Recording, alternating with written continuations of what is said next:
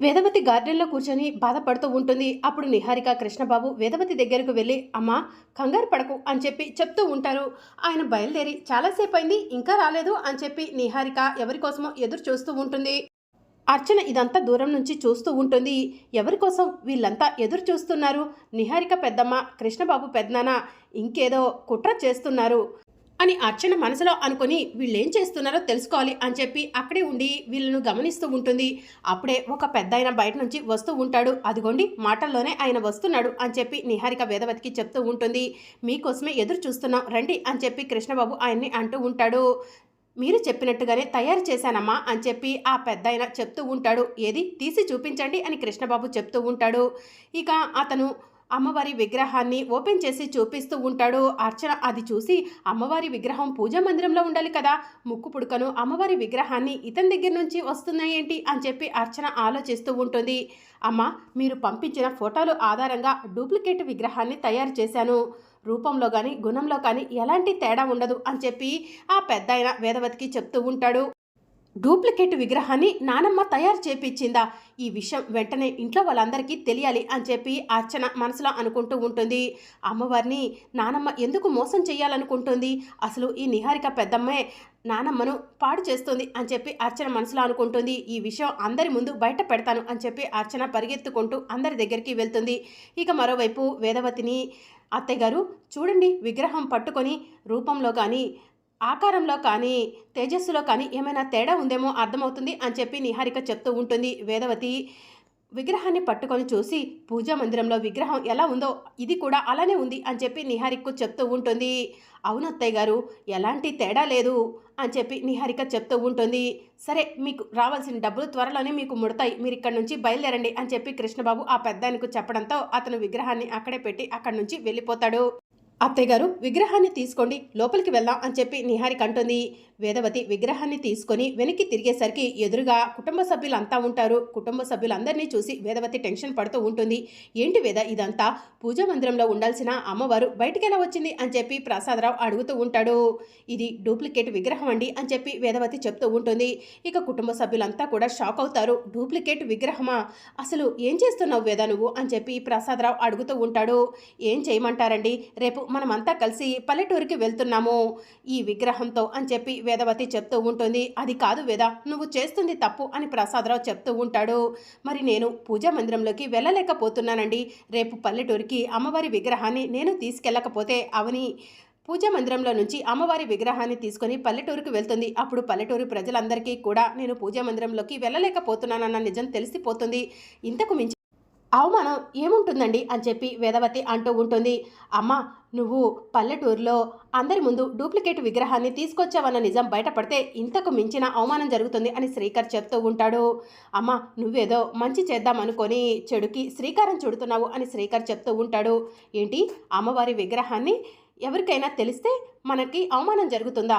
అసలు ఈ విషయాన్ని ఎవరు బయట పెడతారేంటి అని చెప్పి కృష్ణబాబు అడుగుతూ ఉంటాడు. అమ్మవారు బయట పెడుతుంది కదా అని చెప్పి అర్చన చెప్తూ ఉంటుంది. నానమ్మ, ఈ అర్చనే అందరినీ కూడా లాక్కొని వచ్చింది అని చెప్పి శౌర్య చెప్తూ ఉంటుంది. ఈరోజు కాకపోయినా ఈ విషయం రేపైనా అందరికీ తెలియాల్సిందే కదా అని చెప్పి నిహారిక చెప్తూ ఉంటుంది. చెప్పు వేద, డూప్లికేట్ విగ్రహాన్ని పల్లెటూరికి తీసుకెళ్తే మన పరువు పోతుంది, ఈ విషయం బయటపడితే కనుక మనకి అవమానం జరుగుతుంది అని ప్రసాదరావు చెప్తూ ఉంటాడు. నేను ఈ విషయంలో ఎవరు ఎన్ని చెప్పినా కూడా ఇక విననండి. నాకు రేపు పల్లెటూరులో అమ్మవారి విగ్రహాన్ని తీసుకెళ్ళకపోతే అవమానం జరుగుతుంది, అందుకే డూప్లికేట్ విగ్రహాన్ని తీసుకొచ్చాను, మీరంతా కూడా రెడీగా ఉండండి, రేపు అందరం కూడా పల్లెటూరికి బయలుదేరుతున్నాం అని వేదవతి అమ్మవారి విగ్రహాన్ని తీసుకొని లోపలికి వెళ్తుంది. పెద్దయ్య గారు, ఏదో ఒకటి చేయండి, డూప్లికేట్ అమ్మవారి విగ్రహాన్ని పల్లెటూరికి తీసుకెళ్లటం కరెక్ట్ కాదు అని చెప్పి అర్చన చెప్తూ ఉంటుంది. వేద ఒక్కసారి నిర్ణయం తీసుకుందంటే దాన్ని మార్చడం నా తరం కాదు అని చెప్పి ప్రసాదరావు చెప్తూ ఉంటాడు. ఆనాటి వేదవతి గారికి ఈనాటి వేదవతి గారికి ఎంత తేడా ఉంది. కట్టుబాట్లు ఆచారాలకు విలువలిచ్చే ఆ వేదవతి గారు ఈరోజు అసలు డూప్లికేట్ అమ్మవారి విగ్రహాన్ని పల్లెటూరికి తీసుకెళ్లడానికి కూడా వెనకడట్లేదు మామయ్య గారు అని చెప్పి పెద్దిరాజు చెప్తూ ఉంటాడు. ఇక మరోవైపు అర్చన ఒంటరిగా కూర్చొని నానమ్మ కావాలనే అమ్మకు మంచి పేరు రాకూడదని నిహారిక పెద్దమ్మ చెప్పిన విధంగా డూప్లికేట్ విగ్రహాన్ని తెప్పించి పల్లెటూరికి తీసుకెళ్తుంది. అసలు నానమ్మ అలాంటి పని చేస్తుంటే అమ్మవారు ఎలా ఊరుకుంటుంది? అమ్మవారికి ఆగ్రహం వస్తుంది కదా అని చెప్పి అర్చన మనసులో అనుకుంటూ ఉంటుంది. ఇక అర్చన అమ్మ భవాని నానమ్మ చేస్తున్న తప్పుకు అమ్మవారు ఆగ్రహానికి గురయ్యి నానమ్మకు ఏదైనా శిక్ష విధించాలనుకుంటే ముందుగా నాకు సంకేతం తెలియచేయమ్మా, నానమ్మను నేను కాపాడుకుంటాను అని చెప్పి అర్చన అమ్మవారికి నమస్కారం చేసుకుంటూ ఉంటుంది. ఇక అప్పుడు ఆకాశంలో నుంచి ఒక మెరుపు వేదవతి పూజా మందిరంలోకి వెళ్ళి పూజా మందిరంలో నుంచి అర్చనలోకి వెళ్తుంది. అప్పుడు వేదవతి తెల్ల చీర కట్టుకొని విధవరాలిలాగా ప్రసాదరావు ఫోటోకి దండ వేసి ఉంటే ఫోటో దగ్గర కూర్చొని ఏడుస్తూ ఉంటుంది. అది అర్చన కళ్ళలో కనిపిస్తూ ఉంటుంది. అర్చన నానమ్మకు అలా జరగటానికి వీల్లేదు, తాతయ్య సంతోషంగా ఉండాలి, పెద్దయ్య గారు పెద్దమ్మ గారు ఇద్దరు కూడా సంతోషంగా ఉండాలి అని చెప్పి అర్చన మనసులో అనుకొని ఏడుస్తూ ఉంటుంది. ఎలాగైనా సరే నానమ్మను పల్లెటూరికి డూప్లికేట్ విగ్రహం తీసుకెళ్లకుండా ఆపాలి అని చెప్పి అర్చన మనసులో అనుకుంటూ ఉంటుంది. అమ్మ భవాని అమ్మవారు ఆగ్రహానికి గురయ్యి నానమ్మకు వేస్తున్న శిక్షను నాకు ముందే తెలియచేసి మంచి పని చేశావు, నానమ్మను ఎలాగైనా కాపాడుకుంటాను, తాతయ్య సంతోషంగా ఉండేలా చూసుకుంటాను అని చెప్పి అర్చన ఎలాగైనా సరే రేపు డూప్లికేట్ విగ్రహాన్ని పల్లెటూరికి తీసుకెళ్లకుండా ఆపుతాను అని చెప్పి పరిగెత్తుకుంటూ వెళ్తూ ఉంటుంది.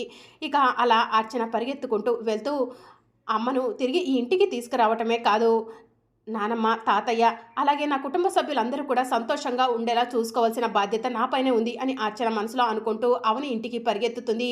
అవని గారు అని చెప్పి పిలుస్తూ ఉంటుంది. ఏమైందమ్మా, ఎందుకంత కంగారుగా ఉన్నావు అని చెప్పి అవని అడుగుతూ ఉంటుంది. మీ పైన కోపంతో పంతంతో పెద్దమ్మ గారు ఏం చేస్తున్నారంటే డూప్లికేట్ విగ్రహాన్ని తెప్పించి ఇప్పుడే పల్లెటూరికి బయలుదేరుతున్నారు అని చెప్పి అర్చన చెప్తూ ఉంటుంది. అంతటి ఘాతుకానికి తగిడిసిందా అత్తయ్య అని చెప్పి అవని అడుగుతూ ఉంటుంది. అవును, ఆవిడ ఏ పని చేయటానికి కూడా వెనకాడేలా లేదు అని చెప్పి సుజాత చెప్తూ ఉంటుంది. అత్తయ్యను పూర్తిగా ఆ నిహారిక వశపరిచేసుకుంది, ఆ నిహారిక చెప్పినట్టుగా అత్తయ్య వింటుంది అని చెప్పి అవని చెప్తూ ఉంటుంది. ఆ నిహారిక వశపరుచుకోవటం ఏంటి అవని, ఈ పెద్దావిడకు బుద్ధుండొద్దు అని చెప్పి సుజాత చెప్తూ ఉంటుంది. అక్క కాసేపు నువ్వు ఆగక్క అని చెప్పి అవని చెప్తూ ఉంటుంది. పెద్దావిడ కనుక డూప్లికేట్ విగ్రహాన్ని పల్లెటూరికి తీసుకెళ్తే ఏవేవో జరుగుతున్నట్టు నాకు పిచ్చి పిచ్చి ఊహలు వస్తున్నాయండి అని చెప్పి అర్చన చెప్తూ ఉంటుంది. మహా అయితే ఆ వేదవతి పైకి పోతుంది, అమ్మవారి ఆగ్రహానికి గురై, అంతే కదా, పీడ వదిలిపోతుంది అని చెప్పి సుజాత చెప్తూ ఉంటుంది. అక్క అలా మాట్లాడకక్క, మనకి దూరం అయ్యేది అత్తయ్య కాదు మన అమ్మ అని చెప్పి అవని చెప్తూ ఉంటుంది. ఆవిడ అమ్మ అవని అని చెప్పి సుజాత అడుగుతూ ఉంటుంది. అవునక్క, అత్తయ్య మనకు అమ్మే అని చెప్పి అవని చెప్తూ ఉంటుంది. మీరు త్వరగా ఏదో ఒక నిర్ణయం తీసుకోండి, ఎలాగైనా సరే పెద్దావిడను డూప్లికేట్ విగ్రహాన్ని పల్లెటూరికి తీసుకెళ్లకుండా ఆపండి అని చెప్పి అర్చన చెప్తూ ఉంటుంది. ఇంతకు ముందంటే నేను చెప్పినట్టు వినేదమ్మా, ఇప్పుడు నేను చెప్తే వినే పరిస్థితిలో లేదు ఆవిడ అని చెప్పి అవని చెప్తూ ఉంటుంది. కొన్ని రోజులు మీ పంతాలకు పట్టుదలకు పులి స్టాప్ పెట్టండి, ఎలాగైనా సరే పల్లెటూరికి ఒరిజినల్ విగ్రహాన్ని తీసుకెళ్ళాలి, ఏదో ఒకటి ఆలోచించుకోండి, కాసేపట్లో అందరూ పల్లెటూరికి బయలుదేరుతున్నారు అని చెప్పి అర్చన అవనికి చెప్పి అక్కడి నుంచి పరిగెత్తుకుంటూ వెళ్ళిపోతూ ఉంటుంది. ఇక మరోవైపు వేదవతి డూప్లికేట్ విగ్రహాన్ని తీసుకొని హాల్లోకి వచ్చి టైం అవుతుంది త్వరగా రండి అని చెప్పి కుటుంబ సభ్యులందరినీ పిలుస్తూ ఉంటుంది. వేద, ఇంతకు ముందు నువ్వు ఏ నిర్ణయం తీసుకున్నా కూడా కరెక్ట్గా ఉండేది, ఇప్పుడు నువ్వు తీసుకునే నిర్ణయాలు నాకు నచ్చట్లేదు, నేను చెప్పేది నువ్వు వినట్లేదు అని ప్రసాదరావు చెప్తూ ఉంటాడు.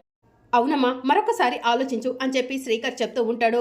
నేను ఆల్రెడీ పల్లెటూరు వాళ్ళకి ఫోన్ చేసేసాను, వాళ్ళు మన కోసం ఎదురు చూస్తూ ఉంటారు, త్వరగా వెళ్ళి ప్రసాదం తయారు చేసి తిరుగు ప్రయాణం అవుదాము, తిరుగు ప్రయాణం అయ్యే వరకు ఇది డూప్లికేట్ విగ్రహం అన్న విషయం బయటికి రాకూడదు అని చెప్పి వేదవతి చెప్తూ ఉంటుంది. అప్పుడే అర్చన పరిగెత్తుకుంటూ ఇంట్లోకి వస్తుంది.